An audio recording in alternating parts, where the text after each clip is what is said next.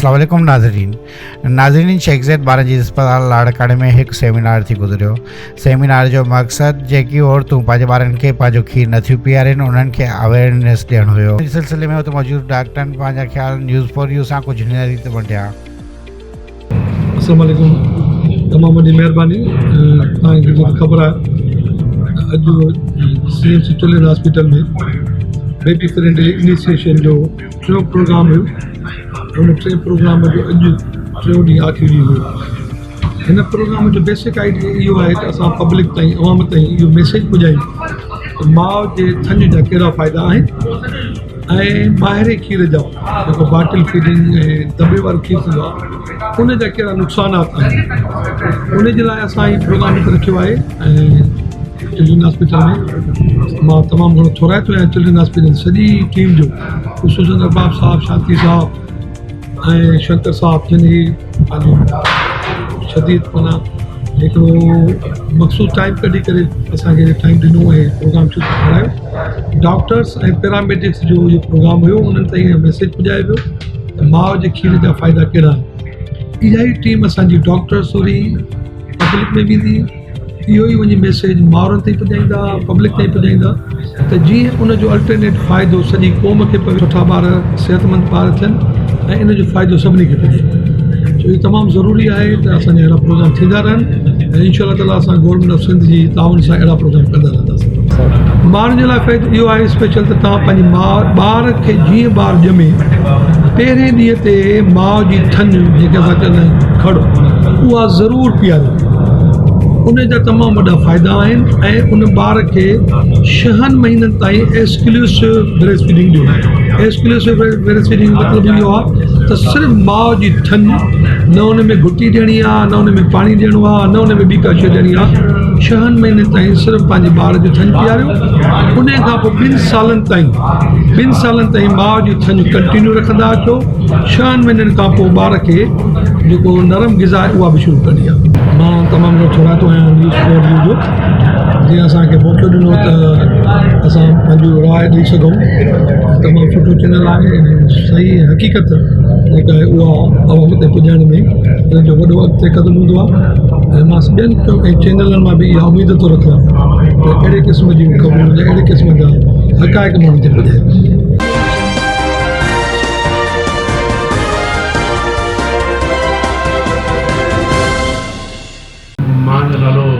Professor doctor Arbab जो है। मां बेनज़ीर भुट्टो मेडिकल यूनिवर्सिटी में as a professor of paediatrics असां हिन हॉस्पिटल में 3 वर्कशॉप करे आहिनि। अॼु 3 वर्कशॉप जो आख़िरी ॾींहुं आहे। ये वर्कशॉप आहे basically about benefits of breast feeding. हिन वर्कशॉप जो एम इहो आहे त असां हेल्थ केयर प्रोवाइडर्स खे ब्रेस्ट फीडिंग जा फ़ाइदा ॿुधायूं ऐं या ब्रेस्ट फीडिंग खे जेके मसइला आहिनि, माउनि खे खीर पीआरण में जेके मसइला थियनि था उन्हनि जो हल ॿुधायूं। ऐं पर्पज़ इहो आहे त माउनि खे जेके खीर पीआरण में मसइला थियनि था, असांजो कमु आहे त उहो उन्हनि जो हल उन्हनि खे ॿुधायूं। ऐं असांजो कमु आहे त माउ खे मोटिवेट कयूं त पंहिंजे ॿारनि खे ब्रेस्ट फीडिंग कराइनि।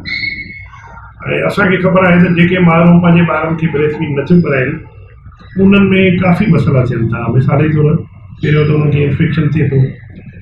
इन्फेक्शन जे करे ॿार जेको आहे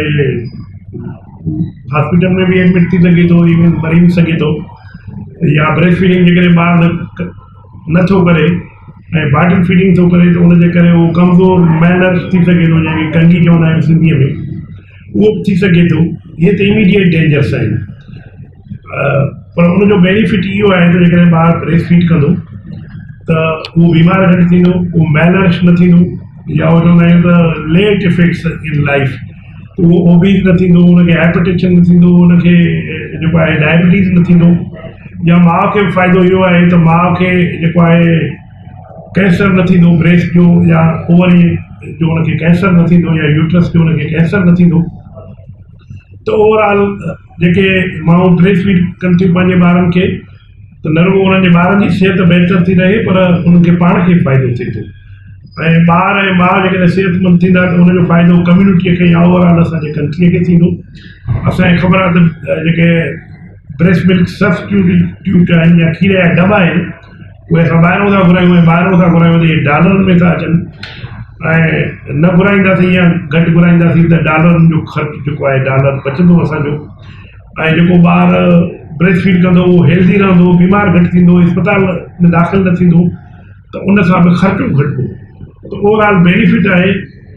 न रुगो माउ पीउ खे पर असांजी क़ौम खे ब्रेस्ट फीडिंग जो फ़ाइदो ई फ़ाइदो आहे।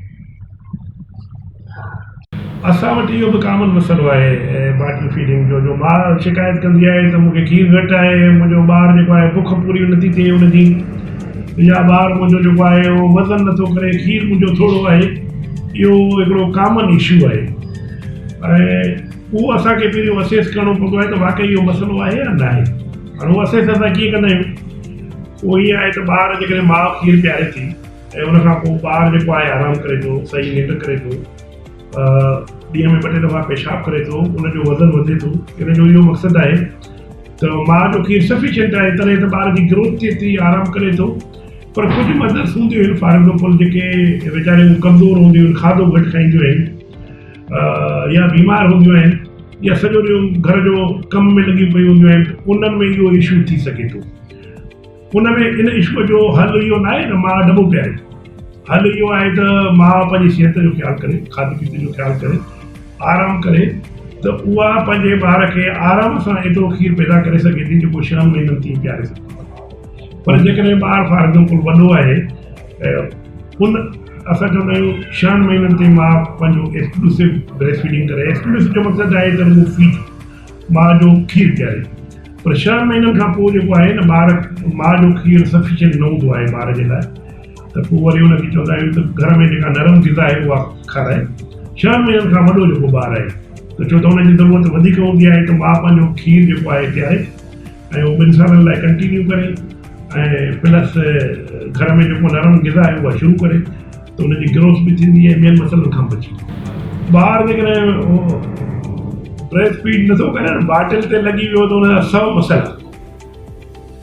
पहिरियों जेको मसइलो आहे इन्फेक्शन बाटल तव्हांखे ख़बर आहे त असां वटि हाइजीन जी कहिड़ी बुरी सूरत आहे अनहाइजीनिक हूंदो त ॿार खे इन्फेक्शन थींदो त तव्हांखे ख़बर आहे त हुनखे कॉमन मसइलो त डायरिया थींदो आहे पर रेस्पिरेटरी इन्फेक्शन बि थी सघे थो डायरिया जे करे ॿारु जेको आहे मरी बि सघे थो उनजे करे इन्फेक्शन खां जेकॾहिं प्रिवेंट करिणो आहे त बाटल फीडिंग न करणी। ॿियो जेको इशू थींदो आहे तव्हांखे ख़बर आहे त दॿा जेके आहिनि वॾा महांगा आहिनि अॼुकल्ह डॉलर जो केतिरो वैल्यू थियो आहे त ग़रीब माण्हूअ जे पहुच खां बि परे आहे पोइ माण्हू वरी छा कंदा आहिनि उनखे डाइल्यूट कंदा आहिनि मिसाल जे तौर प्रॉपर डाइल्यूशन न कंदा आहिनि उनजो असरु वरी ॿार ते इहो पवंदो रुगो पाणी विझंदा त ॿार जी जेका रिक्वायरमेंट आहे कैलरीज़ जी उहा पूरी न थींदी त उहो कमज़ोर थींदो ऐं इन जे करे ई हिकिड़ो रीज़न इहो बि आहे त असांजा ॿार जेके मैलनर्स थिए ऐं मैलनर्स माना मेल न्यूट्रिशन माना more chances of death malnutrition जेको ॿार खे थिए थो न उनखे वरी ॿिया 100 मसइला थियनि था and ultimately they die because of male nutrition so bottle feed न करणु घुरिजे ऐं किन सूरतुनि में फॉर एग्ज़ाम्पल ख़ुदा न ख़ाका फॉर एग्ज़ाम्पल थींदो आहे माउ वीचारी गुज़ारे वई उन सूरत में बि उनजो हल इहो आहे त जेकॾहिं ॿियो खीर पीआरणो बि आहे त कप एंड स्पून सां माण्हू पीआरणो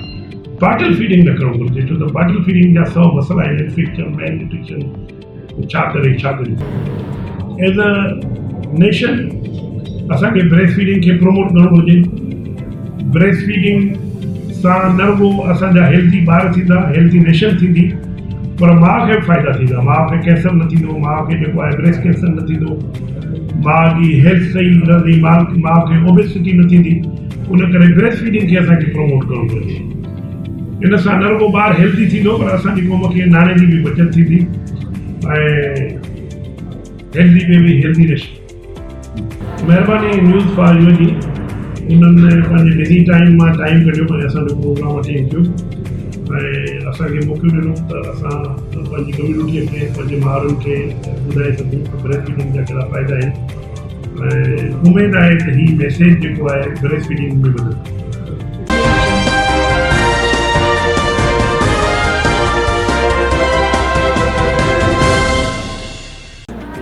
असांजो बेसिकली थर्ड वर्कशॉप आहे यूनिसेफ ऐं WHO जे ताउन सां जेका Pakistan paediatric association throughout country कराए थी, जंहिंमें असां माउ जे खीर जी अहमियत, फ़ाइदा ऐं उन जा जेके नुक़सानात आहिनि ॿाहिरीं खीर जा, उन ते असांजी वर्कशॉप कयूं पिया। असांजो टियों वर्कशॉप आहे जंहिंजी क्लोज़िंग आहे। मक़सदु हिन वर्कशॉप जो इहो आहे त बेसिकली असांजी हॉस्पिटल पहिरीं बेबी फ्रेंडली हॉस्पिटल डिक्लेयर थियल आहे। बेबी फ्रेंडली जो मक़सदु इहो आहे त जिते टिन वारा दॿा या ॿाहिरियों खीर इस्तेमालु न थिए। हीअ वर्कशॉप कराइण जो मक़सदु इहो हूंदो आहे त जीअं रिफ्रेशर कोर्सिस थियनि या उहे डॉक्टर्स जंहिंजा पहिरियों कोर्सिस न आहिनि थियल उहे ॿीहर कनि। इन जे करे असां पेरीफेरीज़ कयूं, ॿियनि डिस्ट्रिक्ट्स कयूं, डॉक्टर्स खे पैरामेडिक्स खे घुरायो आहे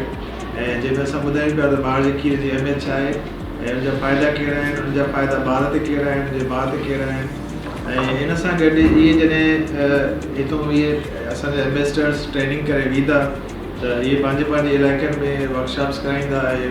पंहिंजे डॉक्टर्स खे ॿुधाईंदा।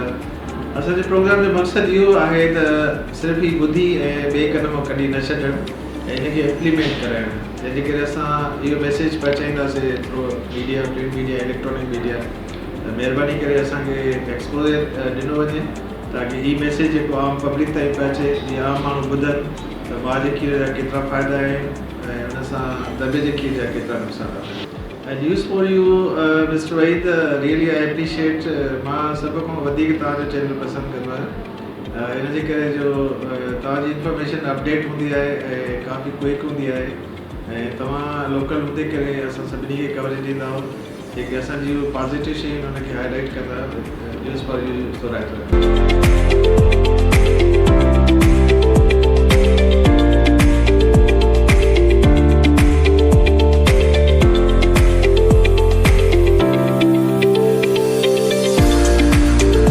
ऐं उन खां अलावा चाणका मेडिकल कॉलेज जे केतिरनि ई सीनियर डॉक्टरनि हिन सेमिनार में शिरकत कई, जिन में professor doctor Shantilal, professor doctor Shabnam Naz, professor doctor Shahida Maksi,